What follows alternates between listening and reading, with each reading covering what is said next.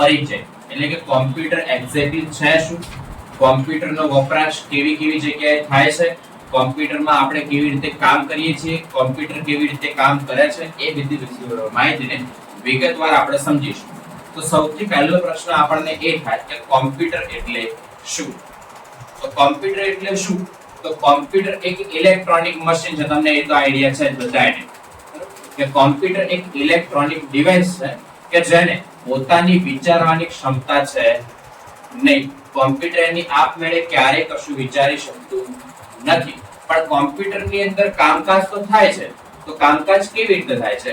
તો કોમ્પ્યુટરની અંદર આપણે કોઈ કામકાજ મેળવવું હોય તો તેને ઓપરેટ કરવા માટે એટલે કે તેને યુઝ કરવા માટે એક માણસ એટલે કે એક ઓપરેટરની જરૂર પડે છે.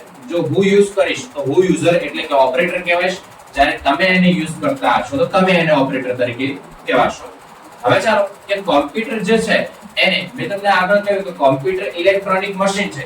તેની પોતાની વિચારવાની ક્ષમતા છે નહીં. તો કોમ્પ્યુટર કામ કેવી રીતે કરે છે અને આપણને જે પરિણામો આપે છે તે પરિણામો કેવી રીતે આપે છે તો એ માહિતીને આપણે સમજી લઈએ કે અત્યારે ચાલો કે આપણે કોઈ જગ્યાએ કામ કરતા હોઈએ કાં તો કે મારે કોઈ વ્યક્તિ પાસેથી કોઈ કામ મેળવવાનું હોય તો સામેવાળી જે વ્યક્તિ છે એ વ્યક્તિ દ્વારા પહેલા આપણને શું આપવામાં આવશે તો કે એ જે કામ કરવાનું છે એને લગતી પૂરતી માહિતી એટલે કે આપણને એક આદેશ આપવામાં આવશે કે તમારે આટલું કામ કરવાનું છે.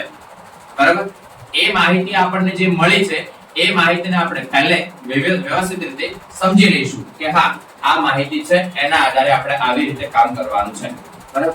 હવે એ જે માહિતી આપણને મળી છે એનું જે કામ છે એ કામને પૂરું કરવા માટે આપણા દ્વારા શું થશે તો આપણે એના માટે જે પણ પ્રક્રિયા થતી હશે જે પણ પ્રોસેસ થતી હશે એ કરવાની થશે. આપણે જે પણ પ્રક્રિયાઓ કરીશું જો પ્રક્રિયાઓ સાચી અને કમ્પ્લીટ કરીશું તો આપણે જે કામ કરવાનું છે એ કામ આપણું પ્રોપરલી કમ્પ્લીટ થઈને આપણને જોવા મળવાનું છે. પરંતુ જો તમે એ જે કામ કરવા માટેની જે પ્રક્રિયા જે પ્રોસેસ છે એમાં કંઈક ભૂલ કરો છો એટલે કે થોડી ઘણી પણ કંઈક તમે ખામી રાખી છે તો જે પણ તમને અંતમાં જે પરિણામ મળવાનું છે જે કામ તમારું તમને પૂરું થઈને જોવા મળવું જોઈએ એમાં તમને કંઈકનો કંઈક પ્રોબ્લેમ તો જોવા મળવાનો જ છે. બરાબર? અત્યારે ચાલો કે હું તમને એક્ઝામ્પલ તરીકે કોઈ આંકડા આપું છું કે 10 + 10 તો તમને ખબર છે કે 10 + 10 બરાબર આપણે 20 જવાબ મળે છે. બરાબર? તમે પ્રોપર એનું કેલ્ક્યુલેશન કરો તો તમને 20 જવાબ મળવાનો છે ને. તમે પ્રોપર કેલ્ક્યુલેશન ના કરો તો શું તમને 20 જવાબ મળવાનો છે? ના. કેમ? તો તમે પ્રક્રિયા ખોટી કરી છે. તમે એના માટે જે વિચારવાનું હતું એ વિચારણાને બધું ખોટું કર્યું છે. તો એના માટે એના આધારે તમને માહિતી પણ કેવી મળી છે તો કે ખોટી જ મળી છે.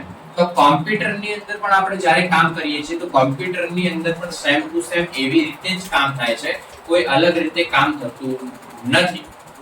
જોઈએ આપણે તો કોમ્પ્યુટરમાં કેવી રીતે કામ થાય છે તો આપણે મેં તમને કહ્યું કે કોમ્પ્યુટર એક ઇલેક્ટ્રોનિક મશીન છે જેને પોતાની વિચારવાની ક્ષમતા તો છે નહીં તેમ છતાં તે કામ કરે છે. કેમ? તો તેને યુઝ કરવા માટે એક માણસ બેઠેલ હશે.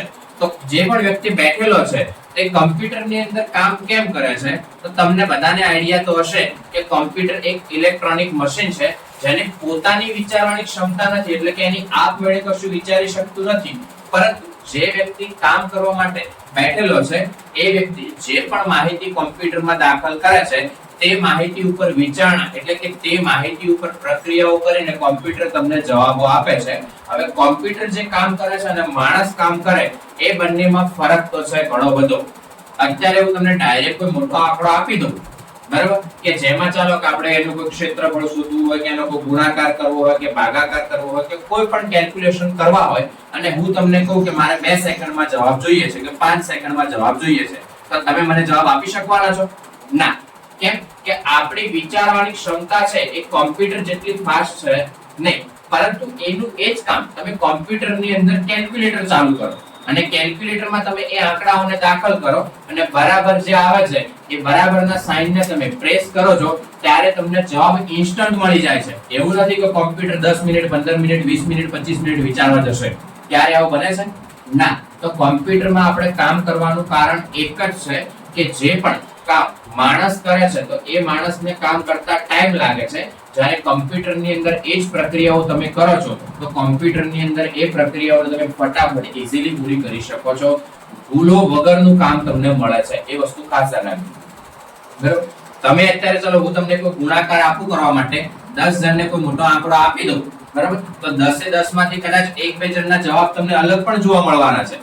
કેમ? તો એ લોકોએ ગણતરી પ્રોપર નહીં કરી હોય તો જવાબ તમને ખોટા મળવાના છે. પણ તમે 10 કોમ્પ્યુટરમાં એક સાથે એક જ આંકડો નાખી તમે બરાબર કરો છો તો 10 કોમ્પ્યુટરમાં તમને જવાબ સેમ ટુ સેમ એટલે કે સાચો જ મળવાનો છે, એમાં કોઈ પણ ભૂલ આવવાની નથી. પણ એ વસ્તુ ખાસ ધ્યાન રાખજો, કોમ્પ્યુટરમાં કામ કરો છો તો માહિતી તમે જે દાખલ કરશો એના આધારે તમને જવાબ મળવાનો છે. બરાબર, તમે કદાચ માહિતી ખોટી દાખલ કરો છો તો જવાબ તમને ખોટો જ મળવાનો છે. એ જવાબ તમારા માટે ખોટો છે પણ કોમ્પ્યુટર માટે તો રાઈટ જ છે. કેમ કે કોમ્પ્યુટરે જે કેલ્ક્યુલેશન તમને આપ્યો, જે જવાબ આપ્યો છે, તમે જે માહિતી દાખલ કરી છે એના આધારે તમને આપ્યો છે. ખ્યાલ આવી ગઈ વસ્તુ? હવે જોઈ લો કે આપણે જે કામ કરીએ છીએ, મેં તમને આગળ જ કહ્યું કે આપણે કામ કરીએ છીએ તો આપણે કોઈની પાસેથી માહિતી મેળવીએ છીએ, માહિતીના આધારે આપણે પ્રક્રિયા કરીએ છીએ અને પ્રક્રિયાના આધારે આપણે જે પણ કામ પૂરું થાય છે તો આપણે એને જવાબ આપી દઈએ છીએ કે તમારું કામ પૂર્ણ થઈ ગયું છે. તો કોમ્પ્યુટરની અંદર આપણે કામ કરીશું તો કોમ્પ્યુટરની અંદર સૌથી પહેલા આપણે જ્યારે પણ કામ કરવું હોય તો કોમ્પ્યુટરની અંદર આપણે કામ કરવા માટે જે કામ કરવું છે એના લગતી પૂરતી માહિતી પહેલા કોમ્પ્યુટરને આપણે પ્રોવાઈડ કરવાની રહેશે. દાખલા તરીકે તમારા લોકોને તમારું નામ કોમ્પ્યુટરમાં લખાઈને જોઈએ છે તો કીબોર્ડ દ્વારા જે પણ અક્ષરો તમારા આવતા હશે, જે પણ કેરેક્ટર આવતા હશે, કેરેક્ટર તમારે દાખલ કરવાના રહેશે. તમે કેરેક્ટર દાખલ કરો છો એટલે કોમ્પ્યુટર દ્વારા શું થશે, એ અક્ષરો લખવા માટેની પ્રોસેસ એટલે કે પ્રક્રિયા થશે અને એ અક્ષરો લખવાની પ્રક્રિયા પૂર્ણ થઈ ગયા બાદ તમને તમારું નામ કોમ્પ્યુટરની અંદર લખાયેલું જોવા મળવાનું છે. એટલે આપણે કોમ્પ્યુટરમાં કામ કરીએ તો આપણે કોમ્પ્યુટરમાં સૌથી પહેલા તો ડેટા એટલે કે જે માહિતી છે એને દાખલ કરવાની રહેશે. તમે માહિતી દાખલ કરો છો તો એ માહિતી ઉપર કોમ્પ્યુટર દ્વારા શું થશે તો કે પ્રક્રિયા થશે એટલે કે પ્રોસેસ થશે અને પ્રક્રિયા પૂર્ણ કરી દેશે એટલે કોમ્પ્યુટર તમને અંતમાં શું આપશે તો એક પરિણામ એટલે કે તમને એક જવાબ આપશે. આ વસ્તુ ખ્યાલ આવી ગયો કમ્પ્લીટલી? હવે ચાલો કે આપણે જે કામ કરીએ છીએ તો આપણે કામ કરવા માટે આપણી પાસે હાથ છે, પગ છે, મોઢું છે, આ બધા અંગો આપણી પાસે છે કે જેનો ઉપયોગ કરીને આપણે કોઈ પણ કામકાજ કરીએ છીએ. અમુક કામ એવા હશે કે જેમાં આપણે હાથ પગની જરૂર પડશે, અમુક કામ એવા હશે કે જેમાં આપણે બોલવાની જરૂર હોય તો મોઢાની જરૂર પડશે, અમુક કામ એવા હશે કે જેમાં કોઈ વસ્તુ જોવાની, જેમ કે આપણે કોઈ ચિત્ર જોવાનું છે તો એ ટાઈમે આપણા આંખોની જરૂર પડશે, આપણા હાથની કોઈ જરૂર છે નહીં. બરાબર, તો એવી જ રીતે કોમ્પ્યુટરમાં પણ તમે કોઈ પણ કામકાજ કરો છો તો કોમ્પ્યુટરની અંદર પણ પોતાના અંગો આવે છે. જેમ કે આપણે જોઈએ તો કીબોર્ડ જેના આધારે આપણે ટાઈપિંગ કરી શકીએ છીએ, માઉસ કે જેના આધારે આપણે કોમ્પ્યુટરને ઓપરેટ એટલે એક જગ્યાએથી બીજી જગ્યાએ જવું હોય કે કોઈ પ્રોગ્રામને ચાલુ કરવો હોય કે બંધ કરવો હોય એ બધું કામકાજ આપણે માઉસના આધારે કરી શકીએ છીએ. મોનિટર તમને જોવા મળે છે, મોનિટરના આધારે શું કરી શકીએ છીએ તો કોમ્પ્યુટરમાં શું કામકાજ ચાલી રહ્યું છે તે ચિત્રોને આપણે જોઈ શકીએ છીએ. ત્યારબાદ સીપીયુ જોવા મળે છે, સીપીયુ ના આધારે કોમ્પ્યુટરની અંદર પ્રક્રિયાઓ થાય છે. તો આપણે જેવી રીતે કામ કરીએ છીએ કોમ્પ્યુટર સેમ ટુ સેમ એવી રીતે જ કામ કરે છે. તો કોમ્પ્યુટરને કામ કરવા માટે કોમ્પ્યુટરને કુલ 3 ભાગમાં વહેંચવામાં આવે છે. આ યાદ રાખજો ખાસ કે કોમ્પ્યુટરના કેટલા ભાગો છે તો કોમ્પ્યુટર કુલ કેટલા ભાગની અંદર વહેંચાયેલું છે? 3 ભાગની અંદર કોમ્પ્યુટર વહેંચાયેલું છે. સૌથી પહેલો ભાગ જોઈએ તો કે સૌથી પહેલો ભાગ છે ઇનપુટ. સૌથી પહેલો ભાગ છે ઇનપુટ. તમે કદાચ શબ્દ સાંભળ્યો પણ હશે, બરાબર? તો ઇનપુટ એટલે શું? તો યુઝર દ્વારા એટલે કે કોમ્પ્યુટરને જે વ્યક્તિ ઓપરેટ કરી રહ્યો છે તે યુઝર કહેવાશે. તો યુઝર દ્વારા કોમ્પ્યુટરની અંદર જે પણ માહિતીને દાખલ કરવામાં આવે છે તે માહિતીને કોમ્પ્યુટરની ભાષામાં ઇનપુટ તરીકે આપણે ઓળખવામાં આવશે. એટલે કે માહિતી જે દાખલ આપણે કરીએ છીએ તેને ઇનપુટ કહેવામાં આવશે. જેમ કે અત્યારે હું તમને કહું છું કે તમે તમારા લોકોનું પોતાનું નામ કોમ્પ્યુટરની અંદર દાખલ કરો તો એના માટે તમે કીબોર્ડ દ્વારા જે પણ અક્ષરો લખો છો એ અક્ષર લખ્યા છે એનો મતલબ એવો છે કે તમે કોમ્પ્યુટરને એક માહિતી આપી છે. તો આને શું કહેવાય તો કે ઇનપુટ કહેવાશે. બરાબર, હવે એ જે માહિતી તમે કોમ્પ્યુટરની અંદર દાખલ કરી છે એ અક્ષરો જે તમે ટાઈપ કર્યા છે કીબોર્ડના આધારે એ અક્ષરો લખવા માટે કોમ્પ્યુટર શું કરશે તો એના દ્વારા જે પણ પ્રોસેસ એટલે કે પ્રક્રિયા થતી હશે તે પ્રક્રિયા કરશે. જેમ કે તમે સમજી લો કે કીબોર્ડમાંથી એ આલ્ફાબેટ્સને પ્રેસ કરો છો એટલે કે એ ને પ્રેસ કરો છો, બરાબર? તો કોમ્પ્યુટર શું કરશે પહેલા એ ને સમજશે કે યુઝરે શું દાખલ કર્યું છે તો કે એ ને દાખલ કર્યો છે. હવે એ લખવા માટે કોમ્પ્યુટર દ્વારા શું કરશે તો કે પ્રક્રિયા કરશે, બરાબર? તો કોમ્પ્યુટર શું કરશે એ લખવા માટેની પ્રક્રિયા કરશે. તો જે પ્રક્રિયા કરે છે તેને કહેવાશે પ્રોસેસ. બીજા નંબરનો ભાગ કયો તો કે પ્રોસેસ એટલે કે કમ્પ્યુટર જે પણ આપણે કમ્પ્યુટરને માહિતી આપીએ છીએ એ માહિતી ઉપર કામ કરવા માટે કમ્પ્યુટર દ્વારા જે પણ પ્રોસેસ એટલે કે પ્રક્રિયા થાય છે તે પ્રોસેસને કહેવાશે આપણે પ્રોસેસ એટલે કે પ્રક્રિયા આપણે ગુજરાતીમાં કહીએ છીએ. ત્યારબાદ પ્રોસેસ પૂર્ણ થઈ ગયા બાદ અંતમાં આપણને શું મળશે? તો અંતમાં આપણને એક પરિણામ મળવાનું છે. ડિસ્પ્લે ઉપર તમને તમારું નામ લખાઈને જોવા મળવાનું છે, બરાબર? તો તમને તમારું નામ જોવા મળે છે, તે નામ આપણે મળ્યું છે એ આપણે પહેલા ઇનપુટ એટલે કે માહિતી દાખલ કરી, એના ઉપર પ્રક્રિયા એટલે કે પ્રોસેસ કરી અને પ્રોસેસ પૂર્ણ થઈ ગયા બાદ આપણને અંતમાં જે પરિણામ મળ્યું છે એને આપણે કમ્પ્યુટરની ભાષામાં આઉટપુટ એટલે કે જવાબ તરીકે ઓળખીએ છીએ. તો કમ્પ્યુટરના 3 ભાગો છે: ઇનપુટ, પ્રોસેસ અને આઉટપુટ. તો સૌથી પહેલા કમ્પ્યુટરમાં ઇનપુટ એટલે કે માહિતી દાખલ કરવામાં આવે છે. કમ્પ્યુટરની અંદર જે પણ માહિતી દાખલ થાય છે તે માહિતી ઉપર કામ કરવા માટે કમ્પ્યુટર દ્વારા પ્રક્રિયા થાય છે તેને આપણે પ્રોસેસ તરીકે ઓળખીએ છીએ અને કમ્પ્યુટર દ્વારા પ્રક્રિયા પૂર્ણ થઈ ગયા બાદ આપણને જે પરિણામ મળે છે તેને આપણે આઉટપુટ તરીકે ઓળખીએ છીએ. ખ્યાલ આવી ગયો? તો કમ્પ્યુટરના 3 ભાગો છે: ઇનપુટ, પ્રોસેસ અને આઉટપુટ. આના સિવાય કમ્પ્યુટર બીજા 2 ભાગની અંદર વહેંચાયેલું છે: હાર્ડવેર અને સોફ્ટવેર. તો સૌથી પહેલા સમજી લઈએ હાર્ડવેર ને. તો હાર્ડવેર એટલે શું? તો કમ્પ્યુટરના એવા ભાગો કે જેને આપણે સ્પર્શ કરી શકીએ છીએ એટલે કે અડી શકીએ છીએ, કમ્પ્યુટરના તેવા ભાગોને હાર્ડવેર તરીકે ઓળખીએ છીએ.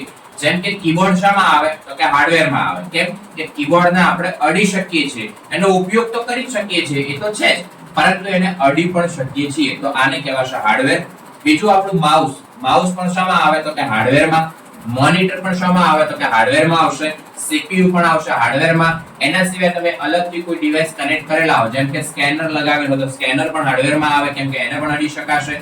પ્રિન્ટર પણ તમારું હાર્ડવેરમાં આવશે. સ્પીકર અટેચ કરેલા હોય તો સ્પીકર પણ તમારું હાર્ડવેરમાં આવશે. ઝેરોક્સ મશીન અટેચ કરેલું હોય, પ્લોટર અટેચ કરેલું હોય, જોયસ્ટિક અટેચ કરેલું હોય કે કોઈ અન્ય ડિવાઇસ તમે અટેચ કરેલા હોય તો એ બધા ડિવાઇસ શામાં આવશે? તો કે હાર્ડવેરમાં આવશે. કેમ? તો એ એવા ડિવાઇસ છે કે જેને ઉપયોગમાં તો લઈ શકીએ છીએ, પરંતુ એને જ્યારે આપણે જરૂર પડે ત્યારે એને અડી પણ શકીએ છીએ. કદાચ એમાં કંઈક ખામી સર્જાય છે, કંઈક પ્રોબ્લેમ આવે છે, તો એને આપણે ખોલીને રિપેરિંગ કામકાજ કરવું હશે તો પણ આપણે એને ઈઝીલી કરી શકવાના છીએ. તો હાર્ડવેર ખ્યાલ આવી ગયો. એના બાદ આપણને સોફ્ટવેર વિશે માહિતી મેળવી લઈએ.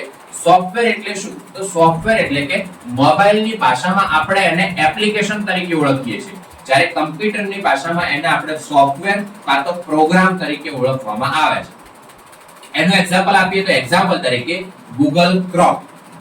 Google Chrome શું છે? એક પ્રકારનું સોફ્ટવેર છે. હવે સોફ્ટવેરની આપણે સ્પષ્ટ વ્યાખ્યા સમજીએ તો સોફ્ટવેર એટલે શું? તો કમ્પ્યુટરના એવા ભાગો કે જેને ફક્ત આપણે ઉપયોગમાં લઈ શકીએ છીએ, જેને આપણે અડી શકતા નથી, કોમ્પ્યુટરના તેવા ભાગોને સોફ્ટવેર તરીકે ઓળખવામાં આવે છે. હાર્ડવેર એટલે કે અડી શકીએ અને ઉપયોગમાં લઈ શકીએ, જ્યારે સોફ્ટવેર એટલે કે ઉપયોગમાં લઈ શકાય છે પરંતુ અડી શકાતું નથી. જેમ કે Google Chrome. તમને લોકોને અત્યારે એવું જણાવો કે ચાલો કે માઉસ ને બધા લોકો પકડો, તો એ પકડી શકવાના છો કે નથી પકડી શકવાના? કેમ? તો કે હાર્ડવેર છે, એને આપણે અડી શકીએ છીએ, પરંતુ હું તમને કહું કે ચાલો Google Chrome ને પકડીને બતાવો, તો Google Chrome ને તમે પકડીને બતાવી શકશો? ના. પણ Google Chrome ને યુઝ કરવું છે તો કરી શકવાના છો. તમારે ઇન્ટરનેટ ઉપર કોઈ વેબસાઇટ ને સર્ચ કરવી હોય, તો કોઈ પણ કામકાજ કરવું હોય ઇન્ટરનેટ ઉપર, તો તમે Google Chrome ના આધારે કામ કરી શકો છો. પરંતુ ધ્યાન રાખજો એક વસ્તુ કે આપણે સોફ્ટવેરને અડી શકતા નથી.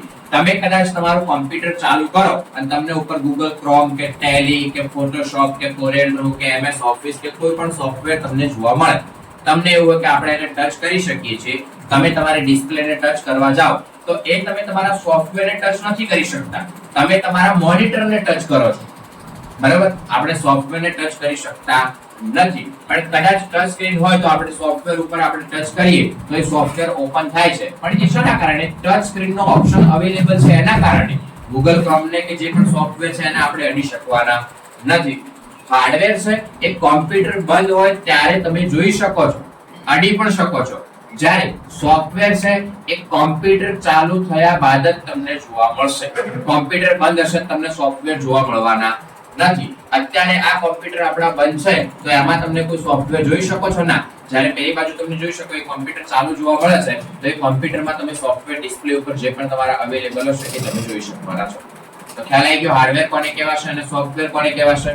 આ કોમ્પ્યુટરના ભાગોને ખાસ સમજી લેજો કે કોમ્પ્યુટર ફરીથી આપણે રિપીટ કરી દઈએ તો કોમ્પ્યુટર મુખ્ય 3 ભાગની અંદર વહેંચાયેલું છે: ઇનપુટ, પ્રોસેસ અને આઉટપુટ. એક સિક્વન્સ હોવી જોઈએ. સૌથી પહેલા કોમ્પ્યુટરમાં માહિતી દાખલ થાય છે જેને આપણે ઇનપુટ કહીએ છીએ. એ માહિતી જે દાખલ થાય છે તે માહિતી પર કોમ્પ્યુટર દ્વારા જે પણ પ્રક્રિયા થાય છે તે પ્રક્રિયાને આપણે પ્રોસેસ કહીએ છીએ અને પ્રોસેસ પૂર્ણ થઈ ગયા બાદ આપણને જે અંતમાં પરિણામ મળે છે તે પરિણામને આપણે આઉટપુટ કહીએ છીએ. બરાબર, પહેલા માહિતી દાખલ થાય, પછી પ્રક્રિયા થાય અને પછી જવાબ મળે. ક્યારે એવું ના બને કે પહેલા માહિતી દાખલ થઈ ગઈ પછી જવાબ મળી ગયો પ્રક્રિયા છેલ્લે થશે. ના, એવું બનવાનું નથી. પહેલા માહિતી દાખલ થાય, પછી પ્રક્રિયા થાય અને પછી આપણને જવાબ મળવાનો છે. કમ્પ્લીટ કમ્પ્યુટરના ભાગો. ત્યારબાદ હાર્ડવેર અને સોફ્ટવેર. કમ્પ્યુટરના એવા ભાગો કે જેને ઉપયોગમાં પણ લઈ શકીએ છીએ અને અડી પણ શકીએ છીએ. કમ્પ્યુટરના આવા ભાગોને હાર્ડવેર તરીકે ઓળખીએ છીએ. જેમાં મેં તમને સમજાવ્યું કે કીબોર્ડ, માઉસ, મોનિટર, સીપીયુ આ બધાનો સમાવેશ થાય છે. જ્યારે સોફ્ટવેર એટલે કે જેને ફક્ત ઉપયોગમાં લઈ શકીએ છીએ, અડી શકતા નથી. ક્યારે કોઈ સોફ્ટવેર કરપ્ટ થાય છે, ચાલુ થતું નથી, તો એનું સોલ્યુશન શું હોય? તો સોફ્ટવેરમાં કાં તો કોઈ પ્રોબ્લેમ હોય તો આપણે એને અપડેટ કરી શકીએ, કાં તો એને રીઇન્સ્ટોલ એટલે કે ડિલીટ કરીને બીજી વાર ઇન્સ્ટોલ કરવાનું થાય. એનું કોઈ બીજું સોલ્યુશન બનવાનું નથી. સોફ્ટવેરને કે ખોલીને રિપેરિંગ કરી શકવાના નથી આપણે. તો ખ્યાલ આવી ગયો હાર્ડવેર સોફ્ટવેર કોને કહેવાશે. હવે ચાલો આપણે એક કમ્પ્યુટર યુઝ કરવા માટે આપણે આટલી વસ્તુ જરૂરી છે, જેમ કે કીબોર્ડ. તમને આઈડિયા છે કીબોર્ડ કોને કહેવાશે? માઉસ છે. બીજું આપણે જોઈએ તો કે મોનિટર છે અને સીપીયુ છે. આ ચાર વસ્તુ આપણે અત્યારે મેન છે એટલે કે જરૂરી છે. કીબોર્ડના આધારે ટાઈપિંગ કરી શકાશે, માઉસના આધારે આપણે કર્સરને એક જગ્યાએ બીજી જગ્યાએ લઈ જવું હોય તો એ કામ કરી શકાશે, મોનિટરના આધારે શું કામકાજ ચાલી રહ્યું છે એ જોઈ શકાશે, જ્યારે સીપીયુના આધારે કમ્પ્યુટરમાં પ્રક્રિયાઓ થાય છે એ જોઈ શકાશે, કરી શકાશે. હવે કે આ બધા ડિવાઇસીસ છે એ તો આપણને આઈડિયા આવે કે ઇલેક્ટ્રોનિક ડિવાઇસીસ છે. તો બધા ડિવાઇસીસનું કામ કઈ એક જેવું છે નહીં. તો બધા ડિવાઇસીસનું કામ અલગ અલગ છે. તો કમ્પ્યુટરમાં જે પણ ડિવાઇસીસ આવેલા છે એમાં ઘણા બધા ડિવાઇસીસ છે. એ ડિવાઇસીસ ઇનપુટ ડિવાઇસીસ છે એટલે કે ઘણા ડિવાઇસીસ છે જેના આધારે કમ્પ્યુટરની અંદર તમે માહિતીને દાખલ કરી શકો છો. ઘણા ડિવાઇસીસ એવા છે કે જેના આધારે કમ્પ્યુટરમાં પ્રક્રિયાઓ થવાની છે. ઘણા ડિવાઇસીસ એવા છે કે જેના આધારે તમને પરિણામો એટલે કે જવાબ આઉટપુટ મળવાનું છે. તો આપણે સમજી લઈએ કમ્પ્યુટરના એવા ડિવાઇસીસ કે જેના આધારે કમ્પ્યુટરની અંદર માહિતીને દાખલ કરી શકાય. તો કમ્પ્યુટરની અંદર જે ડિવાઇસના આધારે તમે માહિતી દાખલ કરી શકો છો તેવા ડિવાઇસીસને આપણે ઇનપુટ ડિવાઇસીસ તરીકે ઓળખીએ છીએ. જેમ કે અત્યારે આ ચાર વસ્તુમાંથી આપણે જોઈએ તો કે કીબોર્ડ અને માઉસ. કીબોર્ડનો ઉપયોગ શાના માટે થશે? તો કમ્પ્યુટરની અંદર માહિતી દાખલ કરવા માટે. તો કીબોર્ડ કેવું ડિવાઇસ કહેવાશે? તો ઇનપુટ ડિવાઇસ કહેવાશે. ઇનપુટ એટલે માહિતી દાખલ કરવી અને જે સાધનના આધારે માહિતી દાખલ કરી શકો છો તે ડિવાઇસ ઇનપુટ ડિવાઇસ છે. તો કીબોર્ડ શામાં આવશે? તો કે ઇનપુટ ડિવાઇસમાં આવશે. બીજા નંબરમાં માઉસ. માઉસ પણ શામાં આવશે? ઇનપુટ ડિવાઇસમાં. કેમ કે કમ્પ્યુટરની અંદર કોઈ કમાન્ડ આપવો છે તો એના માટે પણ આપણે કોનો ઉપયોગ કરી શકીશું? તો કે આપણા માઉસનો ઉપયોગ કરી શકીશું. એના સિવાય આપણે અલગથી કોઈ ડિવાઇસ કનેક્ટ કરવા હોય તો કનેક્ટ કરી શકીએ છીએ. જેમાં ઇનપુટમાં આવે એક તો સ્કેનર. કેમ? તો કે ડોક્યુમેન્ટને સ્કેન કરીને કમ્પ્યુટરમાં આપણે એડ કરાવવું હોય તો સ્કેનરના આધારે આપણે એડ કરી શકીએ છીએ. ત્યારબાદ છે જોયસ્ટિક. જોયસ્ટિકના આધારે આપણે કમ્પ્યુટરની અંદર કોઈ કમાન્ડ આપો. જોયસ્ટિક કોણ યુઝ કરે? તો જે લોકો ગેમ ને રમતા હોય એ લોકો માટે જોયસ્ટિક જરૂર છે, ગેર તરીકે યુઝ થાય છે એ. જે રિમોટ જેવું આપણે આવે છે એ. બરાબર, ગેમરો ને એ લોકો એ યુઝ કરે. બાકી આપણે રેગ્યુલર જોયસ્ટિકની કોઈ જરૂર પડતી નથી. સેમ ટુ સેમ આપણે ચાલો કે પ્રોસેસ. પ્રોસેસ એટલે કે જે પ્રક્રિયા થાય છે, જે સાધનના આધારે પ્રક્રિયા થાય છે તે ડિવાઇસને આપણે પ્રોસેસિંગ ડિવાઇસ તરીકે ઓળખી શકીએ છીએ. તો પ્રોસેસિંગ ડિવાઇસીસમાં કોનો સમાવેશ થાય? તો પ્રોસેસિંગ ડિવાઇસીસમાં સમાવેશ થશે આપણા સીપીયુ. સીપીયુ નું ફૂલ ફોર્મ છે સેન્ટ્રલ પ્રોસેસિંગ યુનિટ. એટલે કે કેન્દ્રમાં કોઈ પ્રક્રિયા કરતું હોય તો એ છે આપણું સીપીયુ. સીપીયુ ને કોમ્પ્યુટરના મગજ તરીકે ઓળખવામાં આવે છે. આ વસ્તુ ખાસ ધ્યાન રાખજો. તમને પૂછવામાં આવે કે કોમ્પ્યુટરનું મગજ કોને કહે છે? તો આપણું સીપીયુ છે તેને કોમ્પ્યુટરનું મગજ કહે છે. આપણે જે પણ વિચારીએ છીએ એ આપણા મગજના આધારે વિચારીએ છીએ. બરાબર, કે કયું કામ કરવું, આપણને કોઈ આદેશ આપે છે તો એ કામ કેવી રીતે કરવું ને એ બધું આપણે ક્યાંથી વિચારીશું? તો એ બધું આપણે વિચારીશું આપણા મગજના આધારે. તો કોમ્પ્યુટરમાં પણ તમે કોઈ કામ કરો છો તો એ જે કોમ્પ્યુટર તમારી માહિતીને સમજે છે એના ઉપર જે પ્રક્રિયાઓ કરે, જે વિચારે છે એ બધું કોના આધારે કામકાજ કરશે? તો એ બધું કામકાજ થશે આપણા સીપીયુ ના આધારે. કોમ્પ્યુટરમાં મેઇન ભાગ હોય તો એ છે આપણું સીપીયુ. ધ્યાન રાખજો. કીબોર્ડ તો ટાઈપિંગ કરવા માટે યુઝ થાય છે. તમે મોબાઈલમાં કનેક્ટ કરો તો મોબાઈલમાં ટાઈપિંગ થશે. બરાબર, માઉસ તમે મોબાઈલમાં કનેક્ટ કરો તો માઉસ મોબાઈલમાં પણ વર્ક કરશે. બરાબર, મેઇન વસ્તુ છે આપણું સીપીયુ. તમારા કોમ્પ્યુટરમાં તમને જે પણ ડેટા દેખાય છે, જે પણ એપ્લિકેશનો દેખાય છે, તમે જે પણ કામકાજ કરો છો સોફ્ટવેરની અંદર, એ બધું જ કામકાજ થાય છે ક્યાં? તો કે સીપીયુ માં. મોનિટર તો ખાલી તમને ડિસ્પ્લે બતાવે છે કે તમારું આ કામકાજ ચાલી રહ્યું છે. ખ્યાલ આવી ગયો પ્રોસેસર આપણે સીપીયુ વિશે. સીપીયુ છે એ આપણે શામાં આવશે? તો પ્રોસેસિંગ ડિવાઇસીસમાં આવશે. પ્રોસેસિંગમાં ઓન્લી સીપીયુ નો સમાવેશ થાય, કે પ્રક્રિયાઓ ફક્ત આપણા સીપીયુ માં જ થાય. બીજી કોઈ જગ્યાએ પ્રક્રિયાઓ થાય નહીં. કીબોર્ડમાં કે માઉસમાં કે મોનિટરમાં પ્રક્રિયાઓ થવાની નથી. તો સીપીયુ ને આપણે કોમ્પ્યુટરનું મગજ તરીકે ઓળખીએ છીએ. આ વસ્તુ ખાસ આવે. એના બાદ આપણે આગળ સમજી લઈએ આઉટપુટ ડિવાઇસીસ. આઉટપુટ એટલે શું? તો અંતમાં આપણને જે પરિણામ મળે, જે જવાબ મળે છે એને આપણે શું કહીએ છીએ? તો કે આઉટપુટ તરીકે ઓળખીએ છીએ. તો પરિણામ જેના આધારે મળે છે તેવા ડિવાઇસીસ કેવા ડિવાઇસીસ? તો કે આઉટપુટ ડિવાઇસીસ છે. તો આપણે કોમ્પ્યુટરમાં કામ કરતા હોઈએ તો આપણને પરિણામ કોના આધારે મળે છે? તો પરિણામ આપણને મળે છે આપણા મોનિટરના આધારે. કોના આધારે મળે છે? મોનિટરના આધારે. કે શું કામ થયું છે. અત્યારે તમે કીબોર્ડમાંથી કોઈ પણ અક્ષરો લખો છો મોનિટરમાં જોયા વગર, તો શું લખાયું છે ડાયરેક્ટ તમને કદાચ આઈડિયા ના હોય, પણ તમે મોનિટરમાં જુઓ તમને આઈડિયા આવશે કે હા આપણે આ અક્ષરો લખાયેલા છે. એટલે તમને જે પરિણામ આઉટપુટ મળે છે, જવાબ મળે છે, એ કોણ બતાવે છે? તો જવાબ આપણને આપે છે આપણું મોનિટર. તો આઉટપુટ ડિવાઇસમાં કોનો સમાવેશ થશે? તો કે આપણા મોનિટરનો સમાવેશ થશે. ત્યારબાદ આઉટપુટમાં જોઈએ તો પ્રિન્ટરનો પણ સમાવેશ થાય. કેમ? તો પ્રિન્ટરના આધારે, પ્રિન્ટર મશીનના આધારે આપણે કાગળ ઉપર છાપ મેળવીએ તો છાપ મેળવી શકીએ છીએ. એટલે જવાબ તો આપણને ક્યાં મળવાનો છે? તો કાગળ ઉપર મળવાનો છે. તો પ્રિન્ટર પણ શું કામ કરે છે? માહિતીને બહાર કાઢવાનું કામ કરે છે. ત્યારબાદ સ્પીકર્સ પણ શામાં આવે? તો આઉટપુટ ડિવાઇસીસ ની અંદર આવે. કેમ? તો આપણે કોઈ સોંગ સાંભળતા હોઈએ તો કદાચ સ્પીકર અટેચ ના હોય તો શું વાગે છે, કયું સોંગ વાગે છે આપણને આઈડિયા આવે નહીં. પણ સ્પીકર અટેચ કરેલા હોય તો શું અવાજ આવે છે ને એ બધી વસ્તુ આપણને ખબર પડવાની છે. તો એ કોના આધારે? તો એ આપણા સ્પીકરના આધારે. તો માહિતી જે બહાર આવે છે એ કોના આધારે આવે છે? તો સ્પીકરના આધારે માહિતી બહાર આવે છે. તો સ્પીકર પણ શામાં આવશે? તો આઉટપુટ ડિવાઇસીસ ની અંદર આવશે. ખ્યાલ આવી ગયો? બરાબર. તો આપણે સમજી ગયા વિગતવાર કોમ્પ્યુટરના ભાગો, જેમાં ઇનપુટ, પ્રોસેસ અને આઉટપુટ. ઇનપુટ કોને કહેવાય? પ્રોસેસ કોને કહેવાય? આઉટપુટ કોને કહેવાય? ડિવાઇસીસ જે છે એમાં ઇનપુટ ડિવાઇસીસ કયા કયા છે, પ્રોસેસિંગ ડિવાઇસીસ કયા છે અને આઉટપુટ ડિવાઇસીસ કયા છે. ત્યારબાદ આપણે સમજ્યા હાર્ડવેર અને સોફ્ટવેર ને, કે હાર્ડવેર કોને કહેવાય. જેમ કે અત્યારે તમને સમજાવ્યું કે કીબોર્ડ, તો કીબોર્ડ ટાઈપિંગ માટે યુઝ થાય છે, માઉસ યુઝ થાય છે, મોનિટર યુઝ થાય છે, સ્પીકર યુઝ થાય છે, સીપીયુ યુઝ થાય છે. આ બધા ડિવાઇસીસ તો વપરાય છે. બરાબર.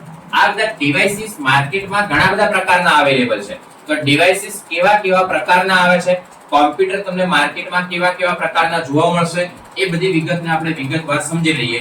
કેમ આપણે આ બધું સમજીએ છીએ? તો અત્યારે ચાલો કે તમે કોમ્પ્યુટર આ જગ્યાએ આવા યુઝ કર્યા છે.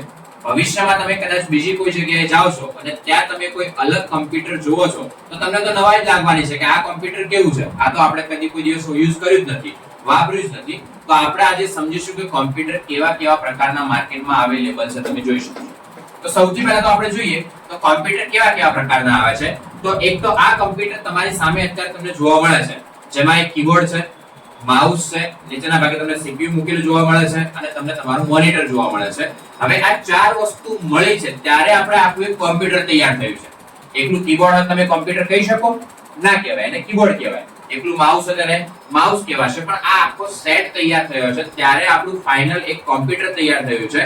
તો આ જે આખું કોમ્પ્યુટર છે આને કહેવાશે ડેસ્કટોપ. શું કહેવાશે? ડેસ્કટોપ. જેમ કે મોબાઈલ તો તમે લોકો યુઝ કરો છો બધા. મોબાઈલ ફોન ની અંદર ચાલો કે તમે બધા યુઝ કરો છો મોબાઈલ ફોન. ઘણા લોકો કદાચ વિવો નો યુઝ કરતા હશે, કોઈ ઓપ્પો, કોઈ સેમસંગ, કદાચ કોઈ એપલ કંપનીનો યુઝ કરતા હશે. બધા લોકો અલગ અલગ કંપનીનો મોબાઈલ ફોન યુઝ કરતા હશે. આ બધા ફોનનું નામ કઈ આપણે એક જેવું નથી.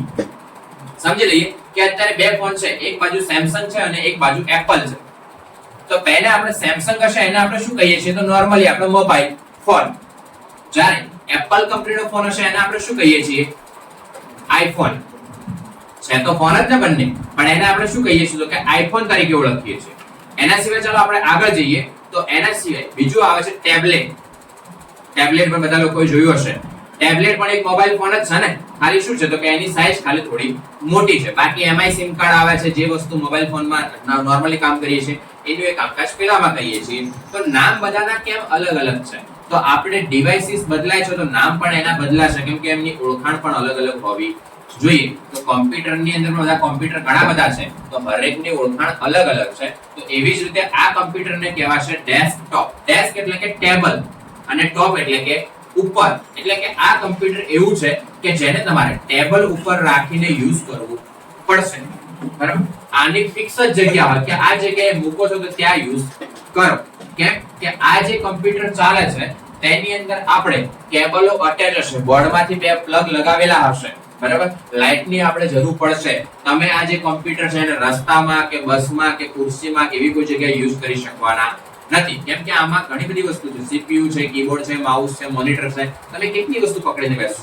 કદાચ ચાલો કે બસમાં લઈ પણ ગયા તો ત્યાં ચાલુ કરવા માટે બોર્ડની તો જરૂર પડવાની જ છે ને, તો ત્યાં તો આપણે ચાલુ કરી શકવાના નથી. તો આ જે કોમ્પ્યુટર છે આને કહેવાશે ડેસ્કટોપ. હવે તમને કોઈ પૂછે કે આ કોમ્પ્યુટર છે કેવું છે, તો આને કહેવાશે ડેસ્કટોપ. આના સિવાય આવે છે લેપટોપ.